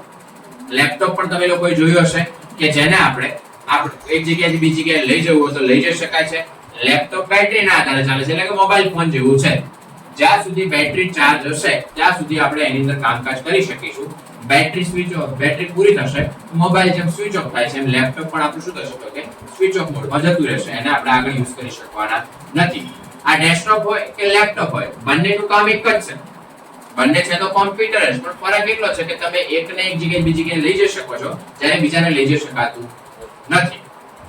એક આ ફરક છે. એના બાદ આપણે જોઈએ તો કે સુપર કોમ્પ્યુટર પણ આવે છે, બરાબર. બીજા અલગ અલગ મેઇન ફ્રેમ ને બધા કેટલાય કોમ્પ્યુટર તમને માર્કેટમાં જોવા મળવાના છે, પણ આપણે મોસ્ટ ઓફ યુઝ કોનો કરીએ છીએ તો આ ડેસ્કટોપ અને લેપટોપનો. એના સિવાય એપલ કંપનીના પણ લેપટોપ આવે છે, જેને આપણે મેકબુક તરીકે ઓળખીએ છીએ. શું કહેવાશે? મેકબુક, બરાબર. તો આ પ્રકારના કોમ્પ્યુટર તમને માર્કેટમાં જોવા મળવાના છે. હવે આપણે સમજી લઈએ આજે આપણા કીબોર્ડ, માઉસ, મોનિટર અને સીપીયુ આ બધાના જે પ્રકાર છે અને કઈ રીતના વર્ક કરે છે એ બધી વિગતવાર માહિતી લઈ લઈએ. તો સૌથી પહેલા સમજી લઈએ આપણે મોનિટરના પ્રકારો, કે મોનિટર તમને માર્કેટમાં કેવા કેવા જોવા મળવાના છે. મોનિટરના મુખ્ય 3 પ્રકાર છે. આપણે પણ એના સિવાય માર્કેટમાં અત્યારે તો કેટલાય મોનિટર આવતા. સીઆરટી મોનિટર, એના બાદ માર્કેટમાં આવી ગયા એલસીડી મોનિટર, એલઈડી મોનિટર. એના સિવાય અત્યારે તો માર્કેટમાં તમને 4K monitor, 6K monitor, 8K monitor, curve monitor, touch screen monitor, આવા કેટલાય તમને ઓપ્શન અવેલેબલ છે, બરાબર. તો મોનિટરના મેઇન મુખ્ય 3 પ્રકાર સમજી લઈએ. તો સૌથી પહેલા તમને જે મોનિટર જોવા મળતા એ મોનિટર આવતા સીઆરટી મોનિટર. સીઆરટી નું ફૂલ ફોર્મ છે કેથોડ રે ટ્યુબ. તમે લોકોએ જોયા હશે કે પાછળથી ટીવી જેવા લાંબા આવતા. પહેલા આપણા ઘરે પણ ટીવી એવા જ યુઝ થતા. અત્યારે તો મોસ્ટ ઓફ ઘણાના ઘરે એવા ટીવી નથી હોતા, બરોબર. એલસીડી અને એલઈડી પેનલ આવી ગયા છે, પણ પહેલા આપણે ટીવી જે યુઝ થતા એ પાછળથી લાંબા હતા, બરાબર. એ જે ટીવી આવતા, એ જે મોનિટર આવતા, એ મોનિટરને આપણે સીઆરટી મોનિટર તરીકે ઓળખતા, એટલે કે કેથોડ રે ટ્યુબ. ફૂલ ફોર્મ બધા લોકો ખાસ યાદ રાખજો. ફૂલ ફોર્મ હું તમને લખાવી દઈશ પછી. સીઆરટી એટલે કે કેથોડ રે ટ્યુબ, કે જે મોનિટર પહેલા યુઝ થતા, જેને કે આપણે જોતા હતા એમાં ક્લિયરિટી એટલી પ્રોપર નહોતી. બીજી વસ્તુ કે તમે લોંગ ટાઈમ સુધી કોમ્પ્યુટરને યુઝ કરતા તો તમારી આંખમાંથી પાણી આવવાના આ બધા પ્રશ્નો તમને જોવા મળતા હતા. હવે ધીમે ધીમે જેમ ટાઈમ ગયો તેમ મોનિટરની અંદર ફેરફાર થતા ગયા અને સીઆરટી મોનિટર બાદ માર્કેટની અંદર કંઈક નવું આવ્યું, જેની અંદર જે મોનિટર આયા એ મોનિટરને એલસીડી મોનિટર તરીકે ઓળખવામાં આવે. એલસીડી ની અંદર શું થયું તો પેલા જે મોનિટર આવતા સીઆરટી મોનિટર, એની અંદર તમને વેક્યુમ ટ્યુબ જોવા મળતી. વેક્યુમ ટ્યુબ એટલે કે તમે એ જે મોનિટરને પાછળના ભાગેથી ખોલો ને તો અંદર તમને એક ટ્યુબ જોવા મળતી, બરોબર. ઘણીવાર કોઈ પ્રોબ્લેમ બને, ટ્યુબ ખરાબ થાય કે એવું બને તો અંદર તમને ફટકા ને આવું બધું જોવા મળતું. એ ટ્યુબના કારણે એ જે મોનિટરની અંદર ગરમી વધારે પેદા થતી ને આ બધા પ્રશ્નો બનતા, બરોબર. તો આના બાદ ફેરફાર થઈને નવા મોનિટર આવી ગયા. જે મોનિટર આવ્યા છે એ મોનિટર એલસીડી મોનિટર આવ્યા. એલસીડી નું ફૂલ ફોર્મ છે લિક્વિડ ક્રિસ્ટલ ડિસ્પ્લે, એટલે કે એવી ડિસ્પ્લે આવી કે જે એક લિક્વિડના આધારે વર્ક કરે છે. જે એલસીડી મોનિટર તમે જોઈ શકો છો કે આ બધા આની અંદર ઘણા એલસીડી પણ જોવા મળશે, ઘણા એલઈડી પણ જોવા મળશે. તમે ઇન્ટરનેટ ઉપર સર્ચ કરો તો તમને એલસીડી ની અંદર અલગ અલગ ડિઝાઇનો, વેરિયન્ટ્સ, કંપની બધું અલગ અલગ જોવા મળી રહેવાનું. હવે એલસીડી મોનિટરની રચના કેવી રીતે થયેલી હોય તો જે એલસીડી મોનિટર હોય એની અંદર જે ડિસ્પ્લે આવે છે, ડિસ્પ્લે ની અંદર 3-4 પડ આવવાના છે, તો તમને આઈડિયા હશે, બરાબર. તો એની અંદર શું હોય કે જે ડિસ્પ્લે હોય એની અંદર પહેલેથી એક પ્રકારનું લિક્વિડ આવે છે. તમે જે ડિસ્પ્લે આવે ને ડિસ્પ્લે ઉપર કદાચ જોરથી આંગળી ફેરવો તો કંઈક આમ ઓઇલ જેવું, પાણી જેવું ફરતું હોય તમને એવું જોવા મળે, બરાબર. કે પહેલાના તમને ખ્યાલ હશે કે પહેલાના જે ફોન આવતા એ ફોન તમારા કદાચ દબાણમાં આવે છે કે પટકાય છે કે એવું કંઈ, ફોનનું એક્ઝામ્પલ એટલા માટે કે કોમ્પ્યુટરની ડિસ્પ્લે પટકાય ને એવી તમે કદાચ નહીં જોયું, પણ ફોનની ડિસ્પ્લે તો જોઈ હશે. પહેલાના જે ફોન આવતા એ પટકાતા કે તમારા દબાણમાં આવે તો તમે જોયું હશે કે એની અંદર કાળા ડાઘ પડતા, આવું બનતું પહેલા. અત્યારના ફોનમાં તમે જુઓ છો કે કોઈમાં કાળા ડાઘ પડતા હોય એવું? અત્યારે શું બને છે તો લાઈનો આવે છે. પહેલા લાઈનો આવતી નહીં, પહેલા શું બનતું તો કે ડાઘ પડતા. બરાબર, અત્યારે તમને લાઈનો જોવા મળે છે, ડાઘ જોવા મળતા નથી. તો જે ડાઘ જોવા મળતા એનું કારણ શું હતું? તો પહેલા જે ડિસ્પ્લે આવતી એ LCD પેનલ આવતી. LCD પેનલ એટલે લિક્વિડ ક્રિસ્ટલ ડિસ્પ્લે, અંદર એક લિક્વિડ પાથરેલું આવતું. જો દબાણમાં ફોન આવે છે, સમજી લો કે આપણો ફોન છે એ આપણાથી દબાણમાં આવ્યો તો પટકાયો, તો જે એરિયામાં ફોન દબાણમાં આવ્યો હશે તે એરિયામાં બનશે કેવું? તો એ એરિયાનું જે લિક્વિડ છે એ લિક્વિડ છે એટલા એરિયામાંથી ફેલાઈ જશે આજુબાજુ. હવે તમને એટલી તો ખબર છે કે કોઈ પણ જગ્યાએ ઓઇલ કે લિક્વિડ ઢળાય છે તો ડાઘ તો પડવાનો તો છે જ, એ તો તમને આઈડિયા તો છે જ. બરાબર, તો ડિસ્પ્લે ની અંદર પણ તમારું જે લિક્વિડ છે ફેલાશે, ઢળાશે, તો એટલા એરિયામાં શું પડી જવાનું છે? ડાઘ પડી જવાનો છે. ડાઘ પડી જશે એટલે એટલો એરિયા શું જોવા મળશે? તો કે બ્લેક જોવા મળશે. તમે એ ડિસ્પ્લે ને યુઝ કરી શકવાના નથી. હવે ટાઈમ જાય તો ડાઘ કાં તો વધે કાં તો ઘટે, બેમાંથી એક પ્રશ્ન બને. જો લિક્વિડ સુકાશે તો ધીમે ધીમે તમારો ડાઘ ઓછો થતો જશે, અને જો લિક્વિડ વધારે ફેલાતું જશે તો ધીમે ધીમે ડાઘ વધતો જશે, અને એક ટાઈમ એવો આવશે કે આખી ડિસ્પ્લે તમને બ્લેક થયેલી જોવા મળશે. મોનિટરમાં સેમ ટુ સેમ એની જ પ્રોસેસ થાય. મોનિટર પટકાય કે મોનિટર દબાણમાં આવે તો એમાં ડાઘ તો પડવાનો જ છે. બરાબર, જે મોબાઈલની ડિસ્પ્લેમાં આવે સેમ ટુ સેમ. હવે આ બધા પ્રોબ્લેમ LCD પેનલમાં હતા. અને LCD પેનલમાં બીજું શું હતું? તો કે કોઈ પણ કન્ટેન્ટ તમે જોતા હોય, તમે કોમ્પ્યુટરને ઓપરેટ કરતા હોય કે ટીવી જે છે એની અંદર આપણે મોનિટર કનેક્ટ કરેલું હોય, તો એ ટાઈમે તમે જે LCD મોનિટરમાં કન્ટેન્ટ જોતા હોય તો તમારે સામે બેસીને દેખવું પડે. જો તમે સાઈડમાં જઈને કોઈ વિડિયો જોતા હોય, ચાલો કે હું અત્યારે વિડિયો ચાલુ કર્યું મોનિટરની અંદર અને મોનિટર LCD મોનિટર છે, એમાં હું સાઈડમાં જઈને એ કન્ટેન્ટને જોવાનો ટ્રાય કરું છું, તો સામે બેસીને જેવી ક્લિયરિટી મળે છે એવી ક્લિયરિટી તમને સાઈડમાંથી મળવાની નથી. સાઈડમાં તમે જોશો તો અમુકના ચહેરા બ્લેક ને આવું બધું જોવા મળશે. તો આ જોવા મળે છે, તો આ છે આપણી LCD પેનલ. બીજું કે LCD પેનલમાં કલર રિપ્રોડક્શનનો ફરક તમને જોવા મળવાનો છે. તમને કલર રિપ્રોડક્શનનો ફરક જોવા મળવાનો છે. કલર રિપ્રોડક્શનનો ફરક એ કે તમે કોઈ પણ કન્ટેન્ટ જોતા હશો તો એની અંદર જે કલર છે તમને એટલા પ્રોપર જોવા મળવાના નથી. સમજી લો કે રેડ કલર હોય તો રેડ કલર તમને પ્રોપર રેડ જોવા નહીં મળે, થોડો આછો જોવા મળશે. કેમ કે એની ક્લિયરિટી એટલી હાઈ છે નહીં. હવે કે આની અંદર આ બધા પ્રોબ્લેમ ને હતા, તો એના બાદ માર્કેટમાં એક બીજું પેનલ આવ્યું છે. તે પેનલ છે LED પેનલ, એટલે કે લાઇટ એમિટિંગ ડાયોડ, એટલે કે લાઇટિંગ ના આધારે વર્ક કરે છે. જોઈએ આપણે ચાલો કે કમ્પ્યુટરની ડિસ્પ્લે અને ફોનની ડિસ્પ્લે બધામાં LED પેનલ તો આવે જ છે. હવે જોઈએ કે આ મોબાઈલ ફોન છે, સમજી લો કે આપણે આવી મોનિટર હોય એટલે કે કમ્પ્યુટરની ડિસ્પ્લે હોય, તો જે લાઇટિંગ LED આવે છે, લાઇટ એમિટિંગ ડાયોડ પેનલ, એમાં શું હોય છે કે લાઇટિંગ આવે છે. બે ઉપરની તરફ લાઇટ આવે છે, બે નીચેની તરફ લાઇટ આવે, 4 બે સાઈડ અને બે સાઈડ, ટોટલ તમને 8 લાઇટ્સ જોવા મળશે. બરાબર, હવે જોઈ લો કે આ ફોન અત્યારે આ રીતે પટકાય છે. એ ચાહે કોમ્પ્યુટરની ડિસ્પ્લે હોય તો પણ એનું સેમ ટુ સેમ હશે. આ રીતે પટકાય છે તો જો આ ભાગ ડેમેજ થાય તમારો, તો એમાંથી આ લાઇટ ખરાબ થશે, કાં તો આ લાઇટ ખરાબ થશે, કાં તો બંને લાઇટ ખરાબ થવાની છે. જો ફોન આડો પટકાશે તો આ બે બાજુની લાઇટ ખરાબ થશે. જો ફોન આ રીતે પટકાશે તો આ સાઈડની લાઇટ ખરાબ થશે, અને ઉપરની સાઈડથી પટકાશે તો ઉપરની લાઇટ ખરાબ થશે. ફોન જો આવી રીતે પટકાય, બરાબર, તો કદાચ બેકને અસર થશે. ઘણીવાર આગળના ભાગે અસર જોવા મળતી નથી. ફોન અત્યારે આવી રીતે પટકાય તોય આગળના ભાગે અસર જોવા નથી મળતી. આ ખૂણો પટકાય તોય અસર જોવા ના મળે, આ ખૂણો પટકાય તોય અસર જોવા ના મળે. પણ જો ઊભો પટકાશે તો અસર જોવા મળવાની છે. બરાબર, શું અસર જોવા મળે એ સમજી લઈએ. જો ઊભો ફોન પટકાય છે તો અહીંથી આ બે લાઇટો જે હશે એ લાઇટ ડેમેજ થશે. લાઇટ ડેમેજ થશે તો બનશે કેવું? એટલા એરિયાની ડિસ્પ્લે કામ નહીં કરે, તો જ્યાં લાઇટ હશે એટલા ભાગમાં તમને શું આપી દેશે? એક સીધી લાઇટ. જો ઊભો ફોન પટકાય છે કે ઊભી ડિસ્પ્લે પટકાય છે તો તમને શું મળી જશે? એટલા એરિયામાં ઊભી લાઈનો એટલે કે પટ્ટા જોવા મળી જવાના છે. જો ફોન આડો પટકાશે આ લાઇટ ડેમેજ થાય છે તો લાઈનો કેવી જોવા મળવાની છે? આડી લાઈનો જોવા મળવાની છે. તો અત્યારે જે લાઇટિંગ આવે છે વચ્ચે, એ લાઇટનું કારણ એ જ છે કે અત્યારે જે ડિસ્પ્લે આવે છે એ LED પેનલ એટલે કે લાઇટ એમિટિંગ ડાયોડ આવે છે, કે જેની અંદર લાઇટિંગના આધારે કામ થતું હોય છે. અને જો લાઇટ ડેમેજ થાય છે તો ડિસ્પ્લે પણ તમારી શું થવાની છે? તો ડેમેજ થવાની છે. એ ડિસ્પ્લે તમે યુઝ કરી શકવાના નથી. તમે લોકો કો ફોનની ડિસ્પ્લે નવી નખાવો તો જોઈ લેવાનું કે જો ઉપરની ડિસ્પ્લે થોડી ખુલ્લી રહી ગઈ તો આજુબાજુ તમને વ્હાઇટ લાઇટ દેખાતી હોય છે. બરોબર, એ લાઇટિંગ જ છે, બીજું કશું નથી. બરોબર, કે જે ડિસ્પ્લે તમને શો કરે છે એ લાઇટિંગ ના આધારે શો કરે છે. તો આ મોનિટર ત્રણ આપણા મેન છે. CRT મોનિટર, બીજું LCD મોનિટર અને ત્રીજું LED મોનિટર. આ ત્રણ મોનિટર માર્કેટમાં અવેલેબલ છે. CRT મોનિટર તો જો કે અત્યારે યુઝ થતા નથી, પહેલા યુઝ થતા. CRT મોનિટર જગ્યા પણ વધારે રોકતા ના બધું હતું. બરાબર, અત્યારે તો LCD પેનલ અને LED પેનલ યુઝ થાય છે. એના સિવાય પણ એનાથી અપ છે તો LED પેનલમાં પણ અલગ અલગ વેરિયન્ટ્સ ના સ્ટાઇલ આવી ગઈ છે. જેમ કે 4K ડિસ્પ્લે આવે છે, જેમાં ક્લિયરિટી તમને સારી એવી જોવા મળવાની છે. 8K ડિસ્પ્લે આવે છે, જેમાં એના કરતા પણ ક્લિયરિટી થોડી સારી જોવા મળવાની છે.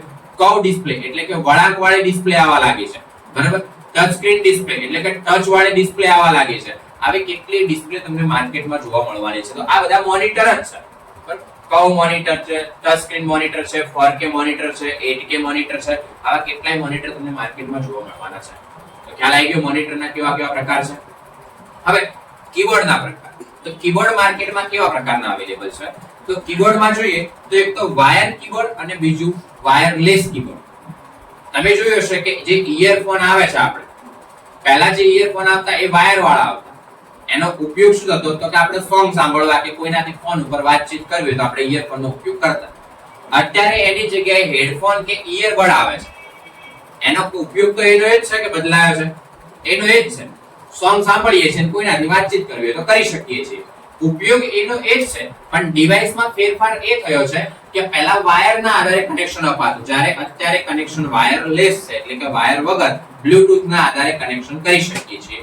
તો કોમ્પ્યુટરમાં પણ સેમ ટુ સેમ.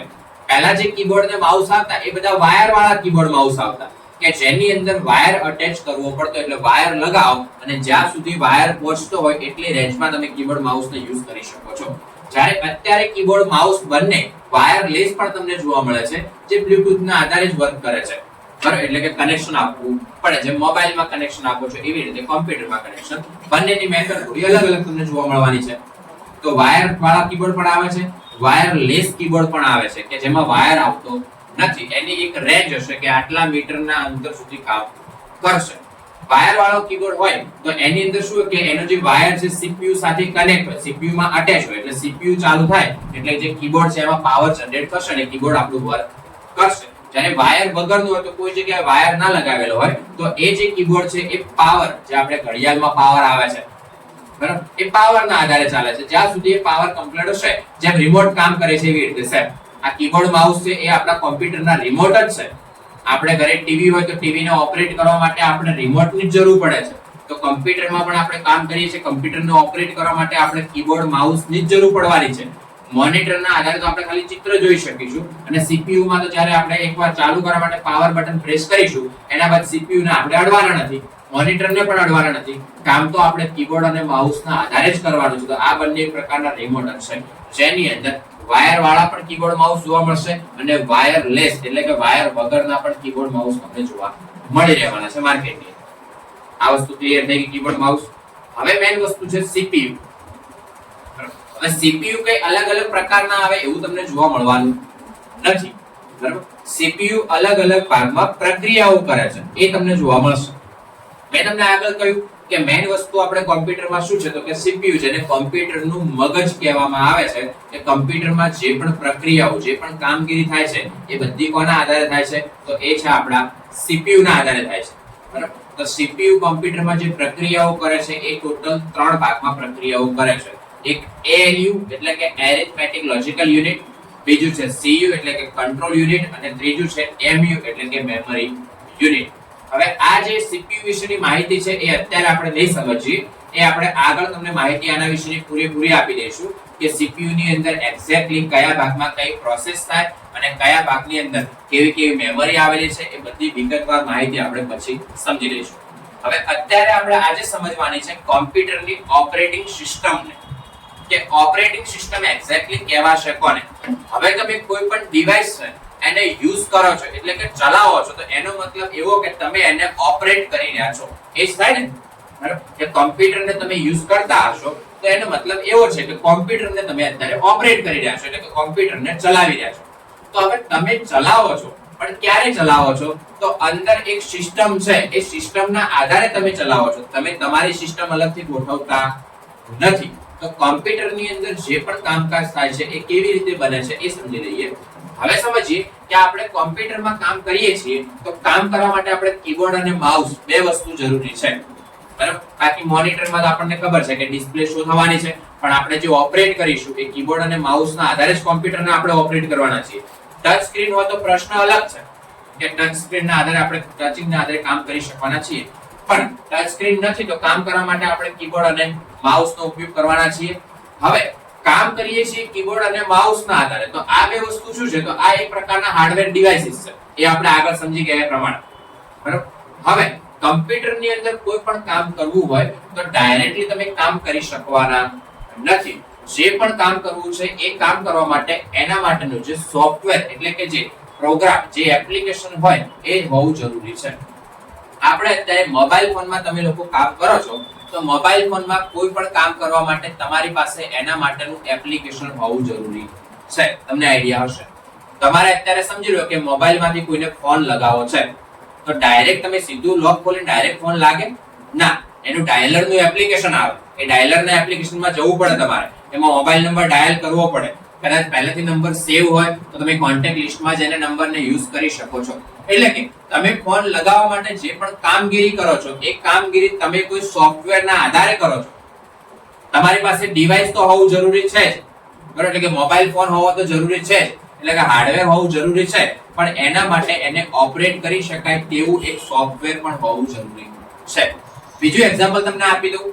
એક્ઝામ્પલ તરીકે લો કે મોબાઈલ ફોનમાં આપણે કોઈનો ફોટો પાડવો છે તો ફોટો પાડવા માટે કેમેરાનું એપ્લિકેશન હોવું જરૂરી છે કે જેમાંથી ફોટો પાડવો છે, તમારે ઝૂમ કરવાનો ઓપ્શન તમને મળશે, વિડિયો ઉતારવું છે કે શું કામ કરવું છે એને તમે ઓપરેટ કરી શકો, એના માટે તમને ઓપ્શન જોવા મળવાના છે.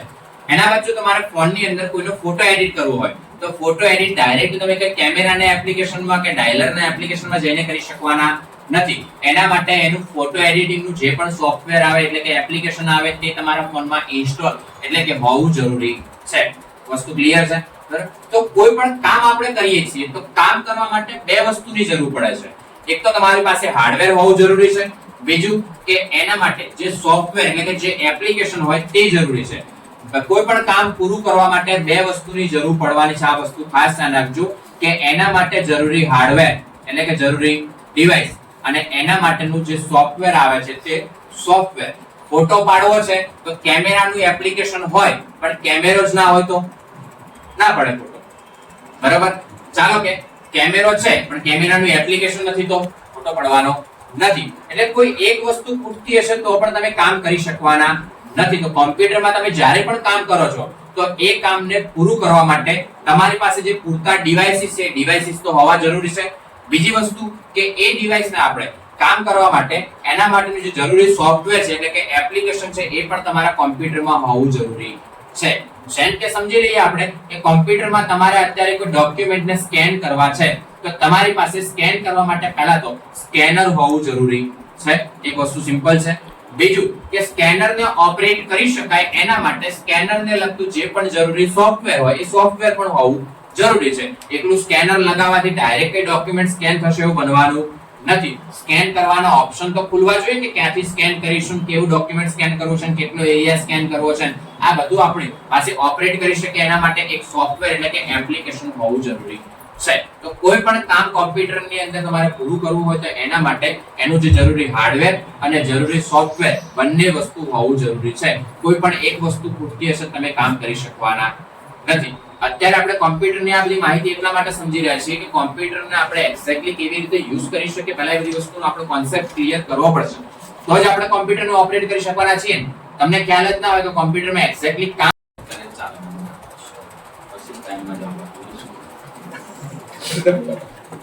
કર દો કન્ટિન્યુ. હવે જોઈ લો કે મોબાઈલ ફોનમાં આપણે કોઈનો ફોટો પાડવો છે તો ફોટો પાડવા માટે કેમેરાનું એપ્લિકેશન હોવું જરૂરી છે કે જેમાંથી ફોટો પાડવો છે, તમારે ઝૂમ કરવાનો ઓપ્શન તમને મળશે, વિડિયો ઉતારવું છે કે શું કામ કરવું છે એને તમે ઓપરેટ કરી શકો એના માટે તમને ઓપ્શન જોવા મળવાના છે. એના બાદ જો તમારે ફોનની અંદર કોઈનો ફોટો એડિટ કરવો હોય તો ફોટો એડિટ ડાયરેક્ટ તમે કે કેમેરાના એપ્લિકેશનમાં કે ડાયલરના એપ્લિકેશનમાં જઈને કરી શકવાના નથી. એના માટે એનું ફોટો એડિટિંગનું જે પણ સોફ્ટવેર આવે એટલે કે એપ્લિકેશન આવે તે તમારા ફોનમાં ઇન્સ્ટોલ એટલે કે હોવું જરૂરી છે. વસ્તુ ક્લિયર છે? બરાબર? તો કોઈ પણ કામ આપણે કરીએ છીએ તો કામ કરવા માટે બે વસ્તુની જરૂર પડે છે. એક તો તમારી પાસે હાર્ડવેર હોવું જરૂરી છે, બીજું કે એના માટે જે સોફ્ટવેર એટલે કે જે એપ્લિકેશન હોય તે જરૂરી છે. કોઈ પણ કામ પૂરું કરવા માટે બે વસ્તુની જરૂર પડવાની છે. આ વસ્તુ ખાસ ધ્યાન રાખજો કે એના માટે જરૂરી હાર્ડવેર એટલે કે જરૂરી ડિવાઇસ અને એના માટેનું જે સોફ્ટવેર આવે છે તે સોફ્ટવેર. ફોટો પાડવો છે તો કેમેરાનું એપ્લિકેશન હોય પણ કેમેરો જ ના હોય તો ના પડે ફોટો. બરાબર? ચાલો કે કેમેરો છે પણ કેમેરાનું એપ્લિકેશન નથી તો ફોટો પડવાનો નથી. એટલે કોઈ એક વસ્તુ ખૂટતી હશે તો પણ તમે કામ કરી શકવાના નથી. તો કોમ્પ્યુટરમાં તમે જ્યારે પણ કામ કરો છો તો એ કામને પૂરું કરવા માટે તમારી પાસે જે પૂરતા ડિવાઇસીસ છે ડિવાઇસીસ તો હોવા જરૂરી છે. બીજી વસ્તુ કે એ ડિવાઇસને આપણે કામ કરવા માટે એના માટેનું જે જરૂરી સોફ્ટવેર છે એટલે કે એપ્લિકેશન છે એ પણ તમારા કોમ્પ્યુટરમાં હોવું જરૂરી છે. જેમ કે સમજી લઈએ આપણે કે કોમ્પ્યુટરમાં તમારે અત્યારે કોઈ ડોક્યુમેન્ટને સ્કેન કરવા છે તો તમારી પાસે સ્કેન કરવા માટે પહેલા તો સ્કેનર હોવું જરૂરી છે. એક વસ્તુ સિમ્પલ છે. બીજું કે સ્કેનરને ઓપરેટ કરી શકાય એના માટે સ્કેનરને લગતું જે પણ જરૂરી સોફ્ટવેર હોય એ સોફ્ટવેર પણ હોવું જરૂરી છે. એકલું સ્કેનર લગાવવાથી ડાયરેક્ટ એ ડોક્યુમેન્ટ સ્કેન થશે એવું બનવાનું નથી. સ્કેન કરવાનો ઓપ્શન તો ખુલવા જોઈએ કે ક્યાંથી સ્કેન કરીશું, કેવું ડોક્યુમેન્ટ સ્કેન કરવું છે, કેટલો એરિયા સ્કેન કરવો છે, આ બધું આપણી પાસે ઓપરેટ કરી શકે એના માટે એક સોફ્ટવેર એટલે કે એપ્લિકેશન હોવું જરૂરી છે. તો કોઈ પણ કામ કોમ્પ્યુટરની અંદર તમારે પૂરું કરવું હોય તો એના માટે એનું જે જરૂરી હાર્ડવેર અને જરૂરી સોફ્ટવેર બંને વસ્તુ હોવું જરૂરી છે. કોઈ પણ એક વસ્તુ ખૂટતી હશે તમે કામ કરી શકવાના નથી. અત્યારે આપણે કોમ્પ્યુટરની આ બધી માહિતી એટલા માટે સમજી રહ્યા છીએ કે કોમ્પ્યુટરને આપણે એક્ઝેક્ટલી કેવી રીતે યુઝ કરી શકીએ પહેલા એ બધી વસ્તુનો આપણો કોન્સેપ્ટ ક્લિયર કરવો પડશે તો જ આપણે કોમ્પ્યુટરને ઓપરેટ કરી શકવાના છીએ. તમને ખ્યાલ જ ના હોય કે કોમ્પ્યુટરમાં એક્ઝેક્ટલી કામ કેવી રીતે થાય છે તો તમને કોમ્પ્યુટર યુઝ કરી શકવાના નથી. હવે ચાલો આપણે સમજી લઈએ કે આપણે માર્કેટમાં અત્યારે કોઈ જગ્યાએ કોમ્પ્યુટર લેવા જઈએ કે મોબાઈલ ફોન લેવા જઈએ તો તમે લોકો જ્યારે પણ મોબાઈલ ફોન નવો લો છો કે કોમ્પ્યુટર નવું લો છો એને ચાલુ કરો છો તમને ઘણી બધી એપ્લિકેશનો પહેલાથી ઇન્સ્ટોલ થયેલી જોવા મળવાની છે. તમને એ તો આઈડિયા છે જ. બરાબર? તો આપણે અત્યારે જે સમજવાનું છે એ સમજવાનું છે આપણા કોમ્પ્યુટરની કે મોબાઈલ ફોનની કે જે પણ ડિવાઇસ હોય એની અંદર એને ઓપરેટ કરવા માટે જે સિસ્ટમ કંપનીએ ગોઠવેલી છે તે સિસ્ટમને સમજવાનું છે. એટલે કે આપણે સમજવાનું છે આપણા કોમ્પ્યુટરની ઓપરેટિંગ સિસ્ટમને. હવે સમજી લઈએ કે ઓપરેટિંગ સિસ્ટમ એટલે શું? તો ઓપરેટિંગ સિસ્ટમ એટલે કે હાર્ડવેર અને સોફ્ટવેર બંનેને જોડવાનું જે કામ કરે છે તે છે આપણા કોમ્પ્યુટરની કે મોબાઈલ ફોનની ઓપરેટિંગ સિસ્ટમ. આ વસ્તુ ખાસ રાખજો. કોઈ તમને પૂછે છે કે હાર્ડવેર અને સોફ્ટવેર બંનેને જોડવાનું કામ કોણ કરે છે તો બંનેને જોડવાનું કામ કરે છે આપણા કોમ્પ્યુટરની ઓપરેટિંગ સિસ્ટમ. હવે ઓપરેટિંગ સિસ્ટમ એક્ઝેક્ટલી છે શું એ સમજી લઈએ. ચાલો કે અત્યારે આપણે માર્કેટમાં કોઈ નવો મોબાઈલ ફોન કે નવું કોમ્પ્યુટર ખરીદ તમે જ્યારે ચાલુ કરો છો એને એટલે કે સ્વિચ ઓફ માંથી ઓપન કરો છો મોબાઈલ હોય કે આપણું કોમ્પ્યુટર હોય કે જે પણ હોય તમે એને જ્યારે ચાલુ કરો છો તો એની અંદર તમે જોશો કે તમને ઘણા બધા એપ્લિકેશન પહેલાથી ઇન્સ્ટોલ થયેલા જોવા મળે છે. ક્યારે એવું બન્યું કે અંદર કશું હોય જ નહીં? એ મોબાઈલ ફોન માર્કેટમાંથી નવો લીધો તમે એને ચાલુ કરો તો અંદર એકટી એપ્લિકેશન ના હોય એવું બને ક્યારે? ના. કેમ આવું ના બને? કે તમે ચાલો કે મોબાઈલ ફોન લીધો અને અંદર કશું એપ્લિકેશન જ નથી. નથી ડાયલર, નથી ગૂગલ ક્રોમ, નથી પ્લે સ્ટોર, નથી કોમ્પ્યુટર મોબાઈલ ફોન કે કોમ્પ્યુટર જે પણ હોય એનું સેટિંગ્સ, નથી કેલ્ક્યુલેટર, નથી કેલેન્ડર, નથી કેમેરાનું એપ્લિકેશન, કોઈ પણ એપ્લિકેશન નથી અને તમે ફોનને સ્વિચ ઓફ માંથી ઓપન કર્યો તો હવે તમે કરશો શું ઓપન કરીને? કશું કરી શકવાના છો? ના. તમને એમ હોય કે આપણે કોઈ એપ્લિકેશન ઇન્સ્ટોલ કરીએ પણ એપ્લિકેશન ઇન્સ્ટોલ કરવા માટે તમારી પાસે એક આધાર તો હોવો જોઈએ જેમ કે ગૂગલ ક્રોમ કે પ્લે સ્ટોર કે એપ સ્ટોર જે પણ આવતું હોય તમારી પાસે એપ્લિકેશન તો હોવું જરૂરી છે ને. બરાબર? તો આપણને પહેલાથી કંપની શું કરીને આપે છે કે ઘણા બધા એપ્લિકેશન તમને ઇન્સ્ટોલ કરીને આપે છે. એ જે એપ્લિકેશન ને બધું ઇન્સ્ટોલ કરીને આપે છે એ છે આપણા ફોનની કે કોમ્પ્યુટરની ઓપરેટિંગ સિસ્ટમ. કોમ્પ્યુટરમાં કે ફોનની અંદર તમે સમજો કે અત્યારે ફોન માર્કેટમાંથી નવો લીધો કે જેમાં સ્ટોરેજ એટલે કે મેમરી છે 256 GB. તો 256 GB તમને પૂરેપૂરી વાપરવા મળવાની નથી. અંદરથી 15 કે 20 GB સ્ટાર્ટિંગમાં કપાઈને આવશે એટલે કે કટ થઈને આવશે. એ જે કટ થઈને આવે છે ક્યાં આવે છે? તો એ આવે છે તમારા કોમ્પ્યુટરની કે તમારા મોબાઈલ ફોનની ઓપરેટિંગ સિસ્ટમમાં.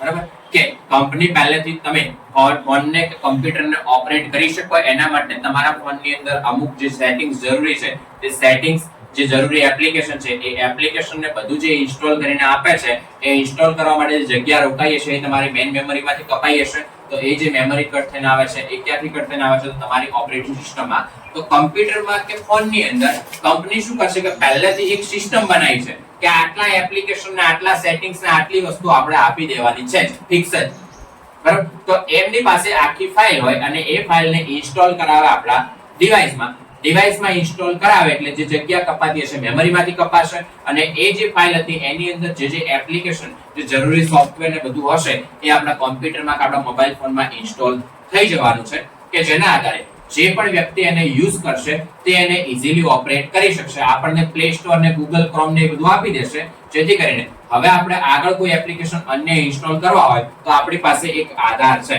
કે જેના આધારે આપણે બીજા કોઈ અન્ય સોફ્ટવેરને ઇન્સ્ટોલ કરાવવા હશે તો કરી શકીશું. એટલે કે આપણે ઓપરેટ કરી શકીએ એના માટે આપણને એક રસ્તો આપ્યો છે પહેલેથી, બરાબર? તો એ જે રસ્તો પહેલેથી આપ્યો છે એને કહેવાશે ઓપરેટિંગ સિસ્ટમ. જો ઓપરેટિંગ સિસ્ટમ આપવામાં ના આવે તો આપણે એ ડિવાઇસને યુઝ કરી શકવાના નથી, એટલે કે ઓપરેટ કરી શકવાના નથી. તો ઓપરેટ કરી શકીએ એના માટે આપણને પહેલેથી જે સિસ્ટમ આપવામાં આવે છે તે સિસ્ટમને કહેવાશે ઓપરેટિંગ સિસ્ટમ, જેમાં કંપનીના બેઝિક સોફ્ટવેર ને બધી વસ્તુ સેટિંગ્સ ને બધું જે ઇન્સ્ટોલ થઈને આવે છે એ કમ્પ્યુટરની અંદર મેઇન વસ્તુ છે ઓપરેટિંગ સિસ્ટમ. કમ્પ્યુટરને યુઝ કરવા માટે એની ઓપરેટિંગ સિસ્ટમ હોવી જરૂરી છે.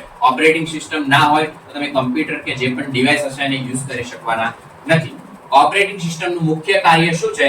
તો કે હાર્ડવેર અને સોફ્ટવેરને જોડવાનું કામ કોણ કરે છે? તો એ છે આપણી ઓપરેટિંગ સિસ્ટમ. કોઈ તમને પૂછે છે કે હાર્ડવેર અને સોફ્ટવેર બંને વચ્ચે પુલ એટલે કે બ્રિજનું કામ બંનેને કોણ જોડે છે? તો એ છે આપણા કમ્પ્યુટરની ઓપરેટિંગ સિસ્ટમ.